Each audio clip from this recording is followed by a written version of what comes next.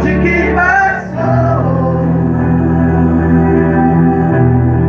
Já vivi tantos perigos,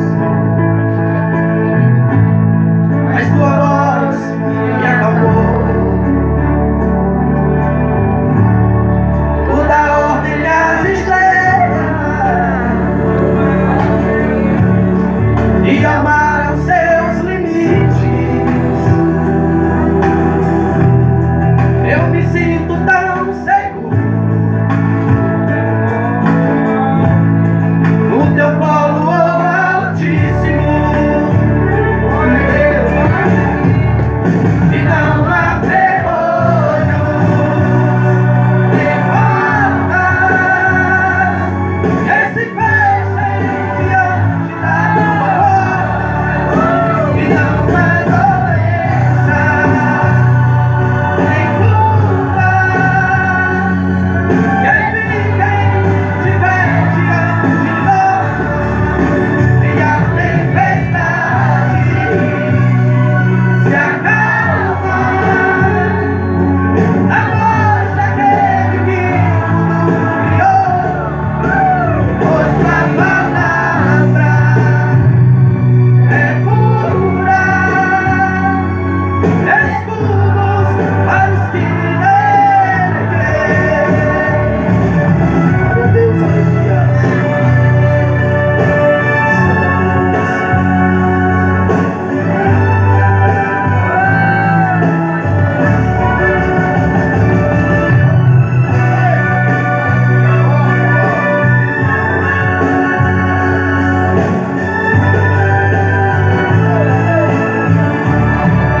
E não há vergonhos nem portas que se fechem diante da tua voz, e não há doença nem culpa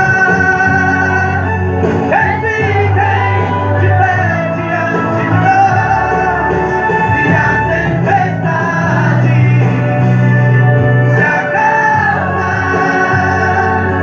na voz daquele que tudo criou, pois tua palavra é pura, escudos para os que nele creem. Glória a Deus, aleluia. Glória ao nome do Senhor Jesus nessa noite. Bata palmas ao que ele merece.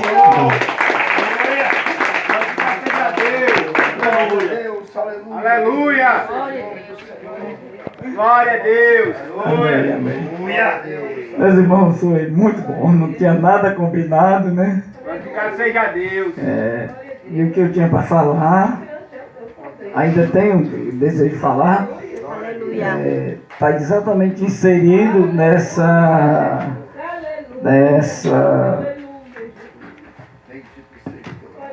Aleluia, Deus.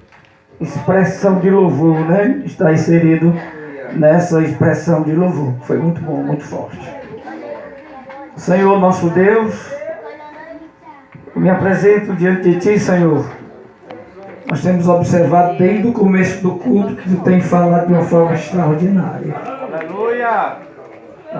Eu entendia que até a palavra que Tu tinha colocado na boca, Senhor, do evangelista, seria o suficiente.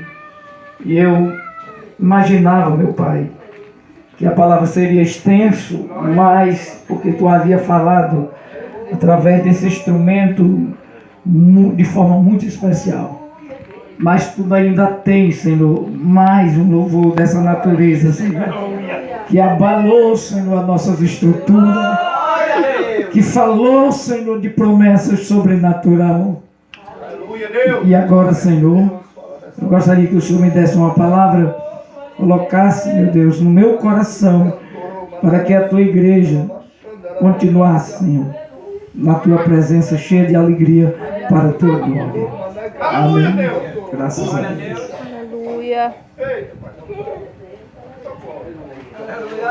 Para os irmãos que já estão comigo há algum tempo, sabe que eu tenho coragem de falar.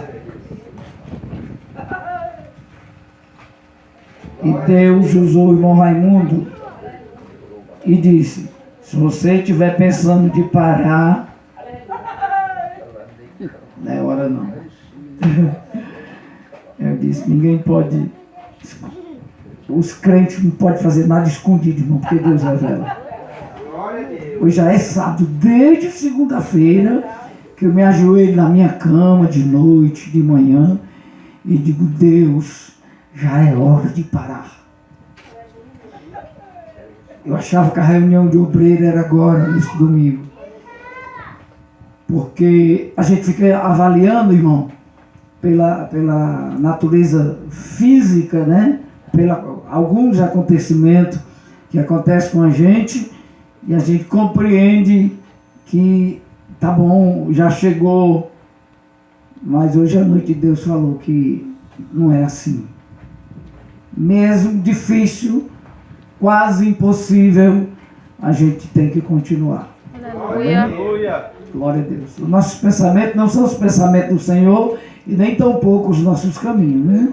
Então, que Deus seja glorificado. Eu gostaria de deixar uma leitura com os irmãos.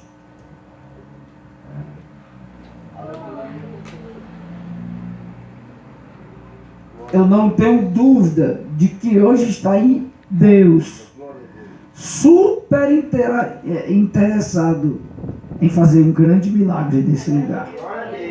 Amém? Ele está se projetando e em breve nós vamos ouvir o testemunho da cura para a glória de Deus. Aleluia. Isaías 38 de Isaías, está escrito aqui nos primeiros versículos. Na epígrafe, em cima da leitura, tem um tema. Diga comigo: a doença de Ezequias e a sua cura maravilhosa. Amém? Rapaz, parece assim o tema completamente que não precisa nem fazer tema. A doença de Ezequias e a sua cura maravilhosa. O versículo, os dois versículos que eu vou ler, eu só vou ler dois, o 1 e o 2.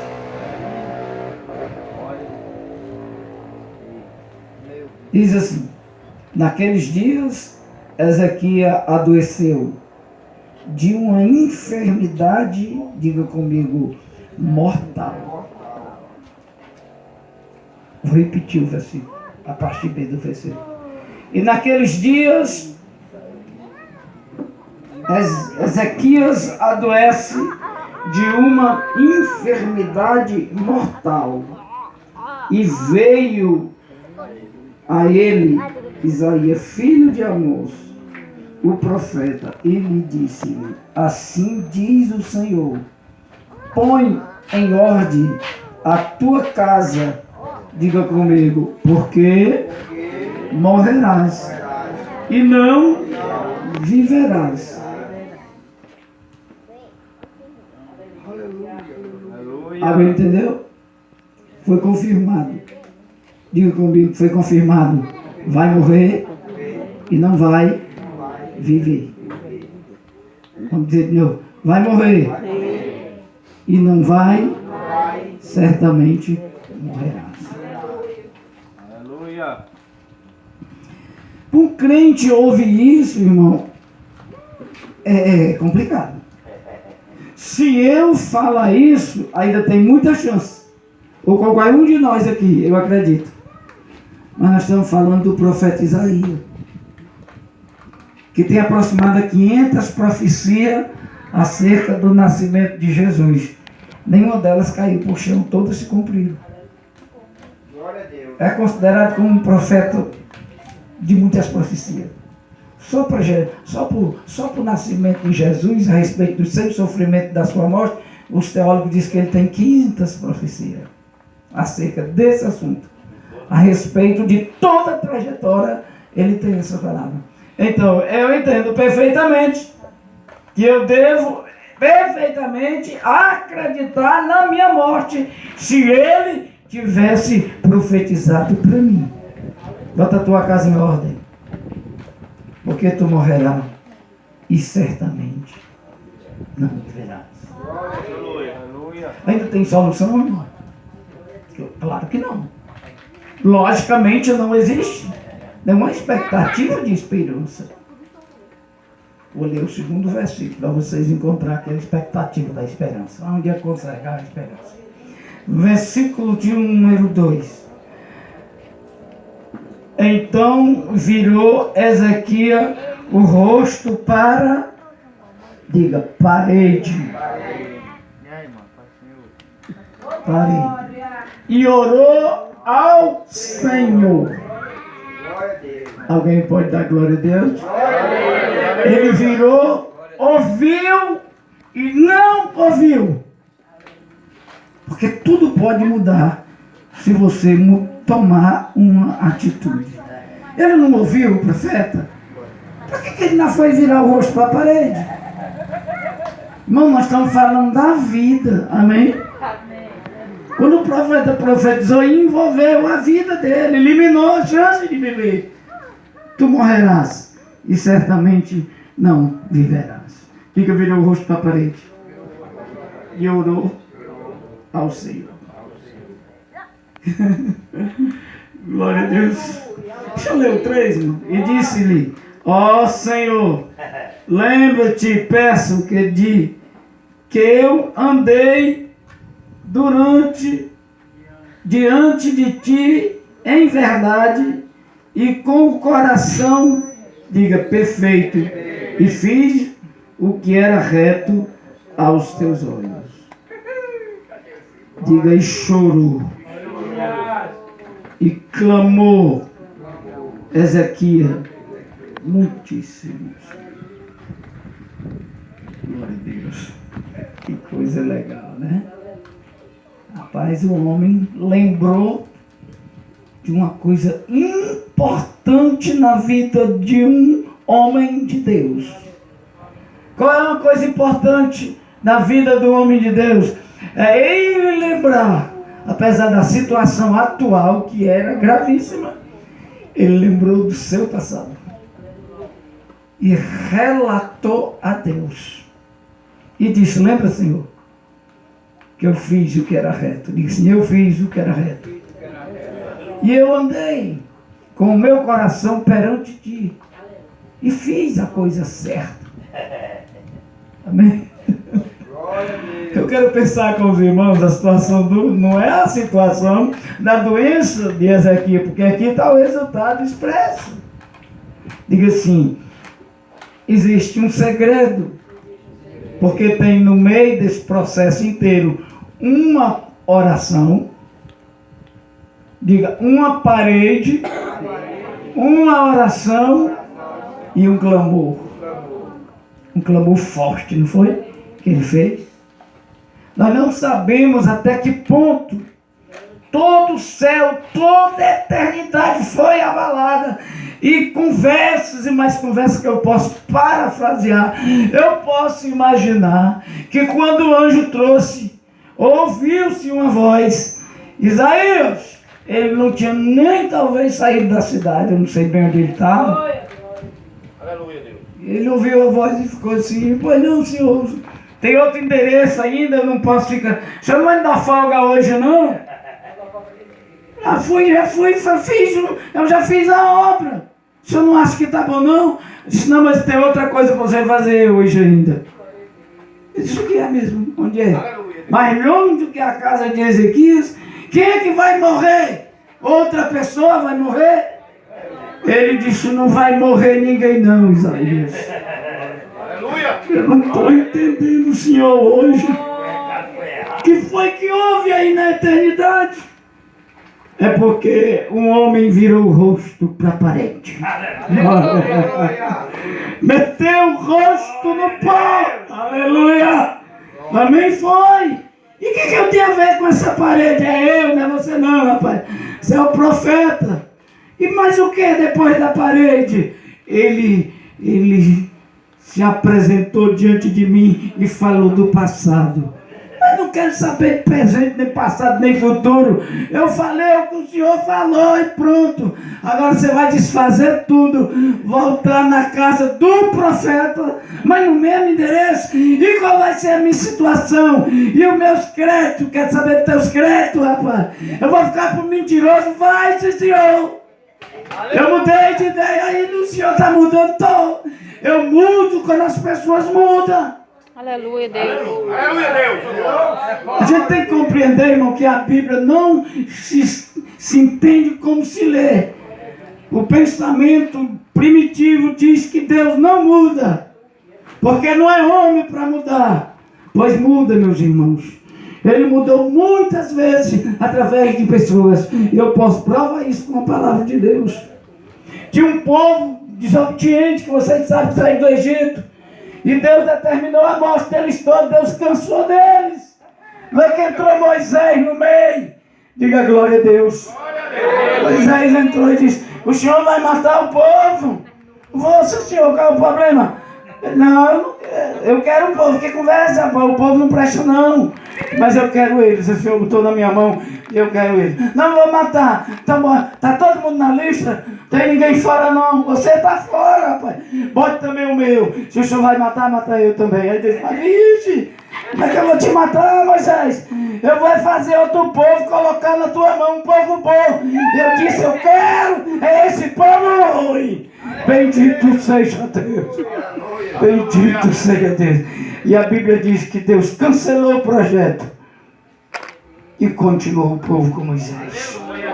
Então, uma parede, um passado e um clamor. Eu posso dizer uma coisa para vocês: os crentes só morrem no nosso meio porque a gente não tem coragem de meter a cara na parede.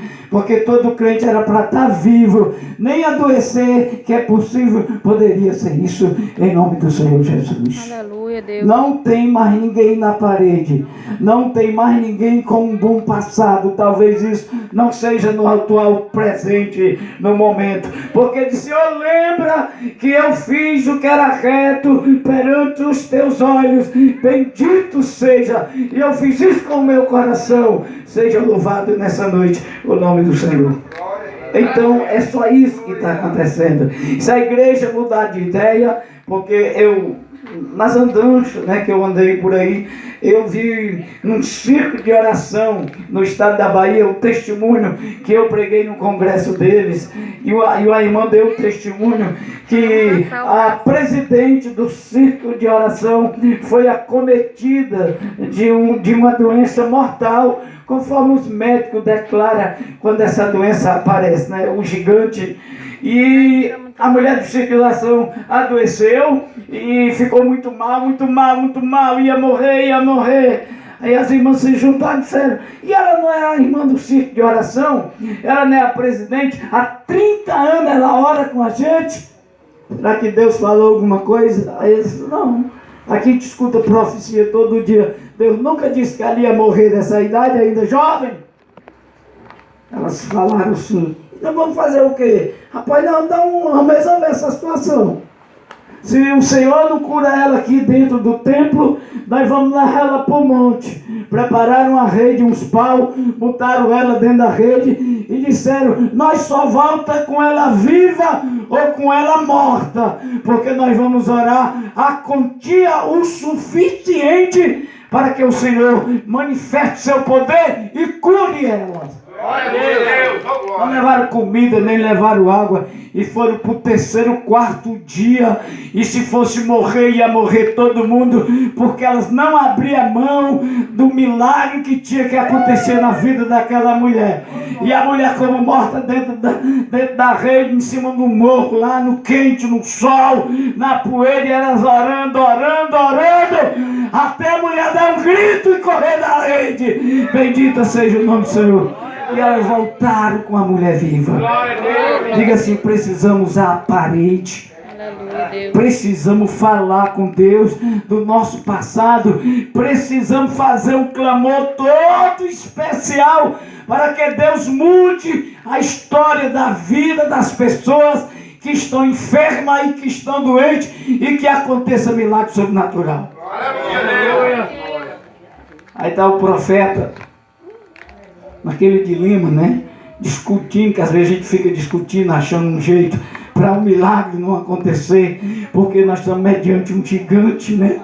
Mas nós cremos que não existe impossível para Deus.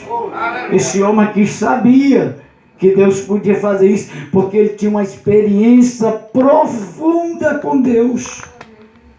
É o que nós vamos precisar ter. É o que nós vamos ter que experimentar para nós deixar de acreditar naquilo que a gente vê.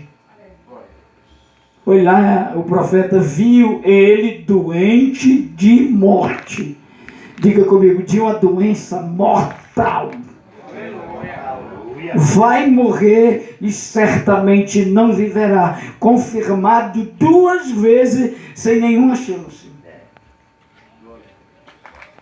Diga comigo, doença de morte. Tu morre e certamente não viverás. Virou o rosto para a parede, ofereceu um histórico da vida dele diante de Deus, e Deus falou e mudou a mensagem. E o profeta veio contrariado para dizer, depois da oração, e disse para ele, olha, Deus me falou. Ele disse, o que foi que ele falou agora? Deus me falou que você não vai morrer mais, glória. Mas quantos dias eu vou viver? 1 semana? Ele disse, quanto tempo? Que tempo? Te deu mais 15 anos de vida. Bendito seja o nome do Senhor. Digamos que o homem tivesse 80 anos de idade, né? Que é um limite de uma idade. Deus não vai te dar. Você só morre com 90, com 105 anos de idade. Bendito seja o nome do Senhor. Seria mais ou menos isso o que a gente precisa, alongar os dias de vida de uma pessoa para a sua felicidade e para que o nome de Deus seja glorificado. É uma promessa de Deus. Deus prometeu de Moisés para cá, né? Já de Moisés para cá, que nós viver 60, 70 anos. Se passar de 70 é enfado e canseira. Então toda a idade da juventude nós podemos reclamar a Deus para que chegue no limite permitido por Deus, que a gente possa viver mais uns dias e o seu nome seja glorificado. Quem entendeu, levante a mão. Diga, a parede, o passado e o clamor.